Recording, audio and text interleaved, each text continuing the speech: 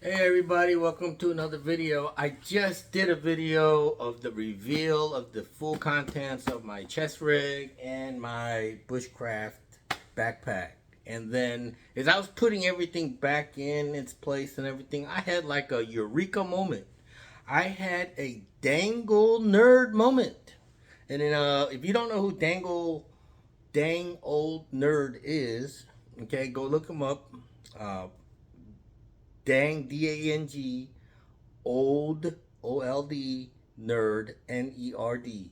Okay, go look him up on YouTube and pull him up. He likes to make modifications to his holsters, his chest rigs, his tactical bags, and things like that. Very interesting. He also plays guitar and all that. But I had a dang old nerd moment. Okay, and it came to me like boom.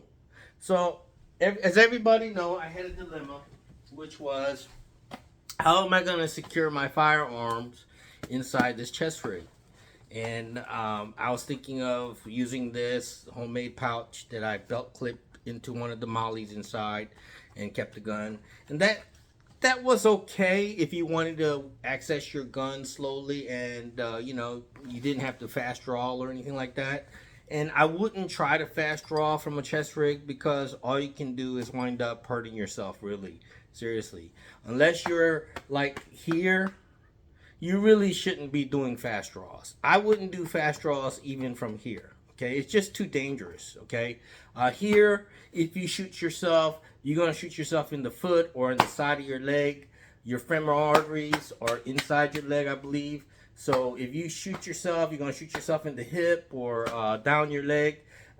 You know, not much of a life-threatening injury that I can see. But if you're shooting yourself here in the groin as you do fast draws, you're gonna shoot your private parts off or shoot yourself in the inside of your leg.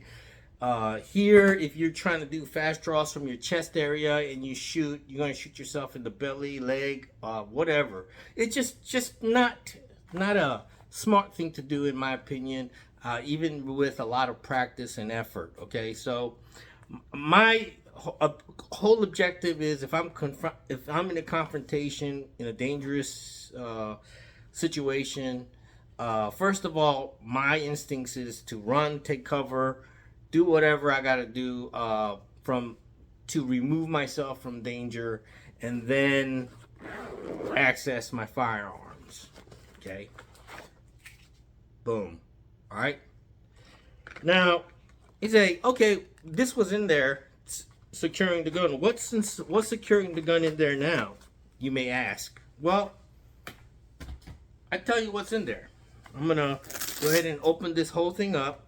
As you can see right here, these latches right here keep the zippers. When I pull the zippers open from the top, it keeps me from going all the way down. In a panic, if in a conscious moment, I wouldn't even go all the way down. I just open it up to here and pull the gun out. But when you're panicking or not panicking, but when you're excited and you're trying to move quickly as possible, you're not really thinking and you may pull down hard. This keeps me from going all the way down, letting the whole thing drop out. But I'm going to let it drop out and let you see what happens. Boom. Okay. Even if it drops out, this cord keeps the whole pocket from going all the way down. All right. So what do I have in here? Okay. This is dangerous, by the way. Gun's unloaded. There's nothing in the chamber.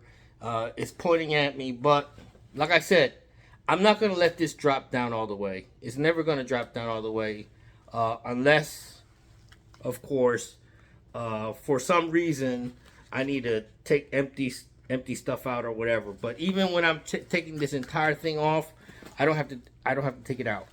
But here's the here is how it's in there. Okay, let me take the gun out first. The extra magazine. This is my FDO Fierce Defender inside man appendix carry holster.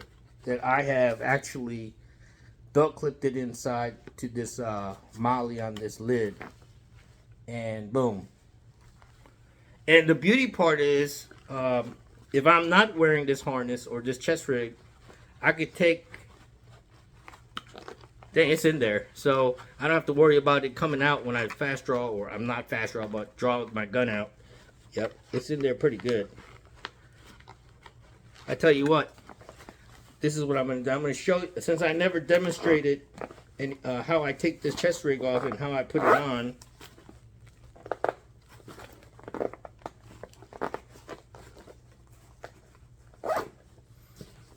Okay, it's clips here, clip here, and you just take the whole thing off. All right, so let me get in here.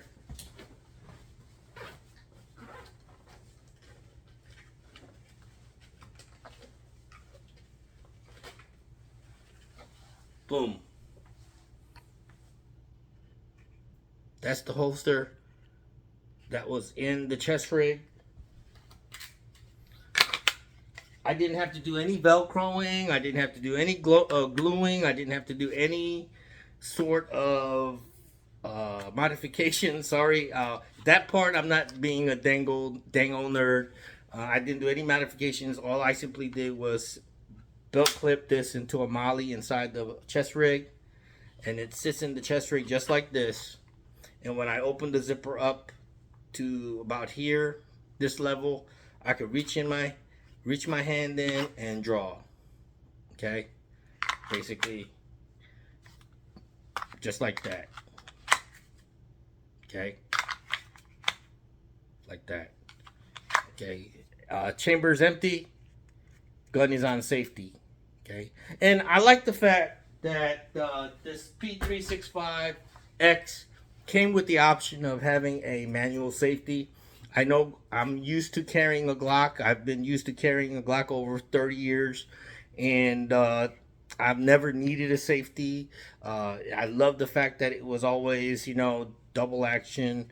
The safety mechanism was built into the trigger, and I just loved it. It was no issue for me. But whenever I'm carrying a gun in an untraditional manner, other than carrying it strong arm, outside belt holsters. If I'm carrying it in any other way, if I'm carrying it appendix, if I'm carrying it in a chest rig, in whatever position, even if I'm carrying it like this in a shoulder holster, if I'm carrying it like that, I prefer to have a safety. Okay, safety that I could easily disengage and go. Okay, it just you have to commit to muscle memory to take the safety off. Whenever you go to the range, always practice the way you're going to shoot. Have the safety on, never take it off until you're ready to draw, aim, identify your target, and shoot. Regardless, when this comes out of the holster, your first thing you want to do is take it off safety. As you come out of your holsters, the first thing you should do is disengage the safety. Okay, then do whatever you gotta do. Keep your fingers off the trigger. As you draw, disengage the safety. That's the first thing you should do. Always train when you draw, disengage safety, fingers off the trigger, scan, identify, shoot or don't shoot. Okay, but it's no good if you pull your gun out, your gun is on safety, and you're scanning, and then you say to yourself, I'm going to wait until I really need to shoot to take it off safety. That's no, you don't want to do that. Always draw as you're drawing, take it off safety, scan, identify, bang bang. Well, anyway, I'm going off track here and making the video longer than I have to. I'm giving people firearms instructions, and I really shouldn't be doing that. But anyway, yep. Let's do this again. Where is the holster? Here is the holster. Boom. I really wish that that I could maybe I wish I could have latched it here on this side of the bag, but as you can see, the belt clip is on the other side, the outside, so I have to latch it here on the lid part.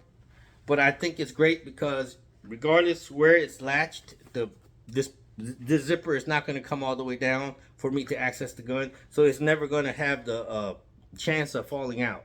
And then even if it does, it's going to fall out just like that. And as you saw, it was very hard for me to take the holster out of the out of this molly.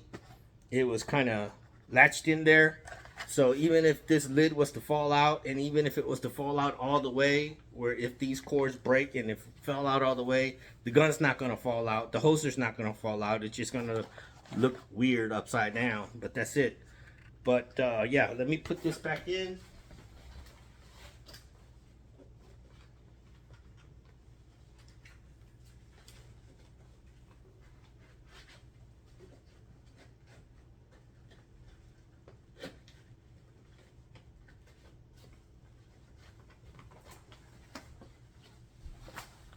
Completely in. Yep, completely in. And what's the best part is, all I have to do is just take this out and take it out again.